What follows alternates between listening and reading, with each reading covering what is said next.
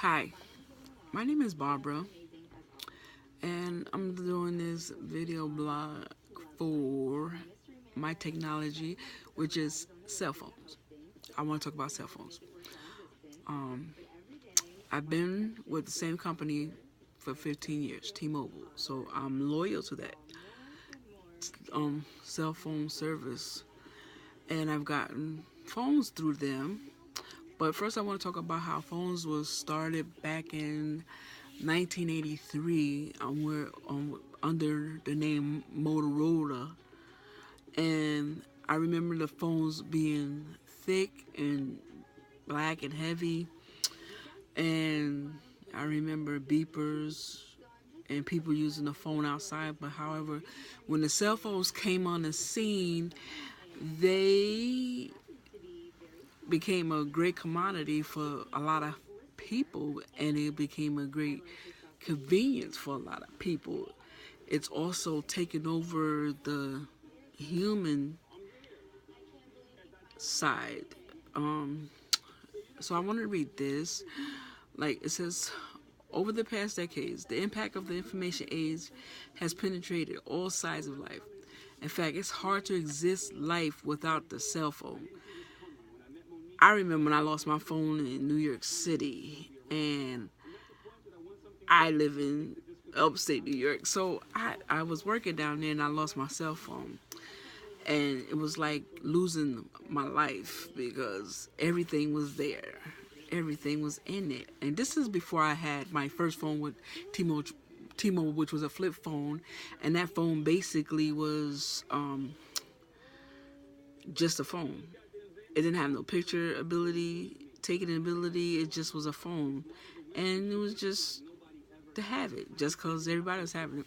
So as the phones progressed and the models has become more basically more money, because the more expensive the phones are, the more abilities it has, such as the ability to get on the internet, the ability to social network, the ability, like my iPhone I have now, I can send emails on my phone.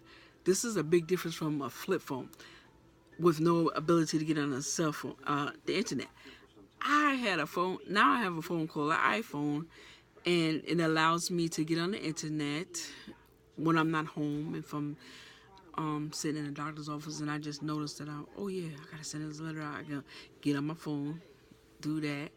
Um, Contact my mom down in Georgia. This is the good thing. This is why the cell phone is so important, because it allows you to see people via phone, or like you can use the phone today even to get on the computer. Or they got Snapchat. I never tried it, so I don't know what that's about, but I know people get on it and they like it. Snapchat, FaceTime. My daughter FaceTimes me.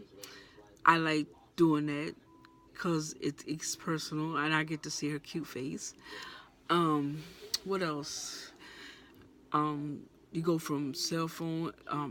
T-Mobile has a lot of phones: Blackberries, HTCs, Samsung, and Google phones. And I have every time it progressed, every time it got more better.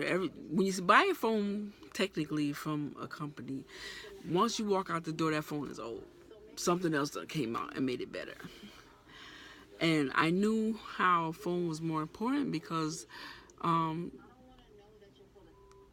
the extent of it is the more important, more expensive it is. That means they have more ability to do stuff. So we want to just continue on with this, and it's like through different technologies, it gives us so many ways we can communicate with our society, which I say allows you to. I found out that I have family all the way in California. That's great. Through social media, Facebook. Yes, I met a lot of people in my family from Facebook.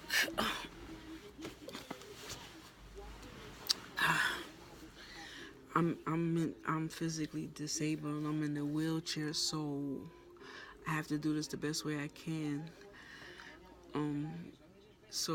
This is my first time trying to do a video blog. I hope this is right. Um, let me get back to the what I'm supposed to. Like, let me just read some of the questions I answered. This is from the book Technology Society, Building Our Socio-technical future. One of the questions is, what does Latour means when he speaks of delegation to non-human machines? He means that when the human doesn't do their jobs, the non-human will be reskilled and end up doing the job. In other words, the machines are taking over, basically. So the job will get done regardless to the people or not. This is, what does he mean when he speaks of a prescription?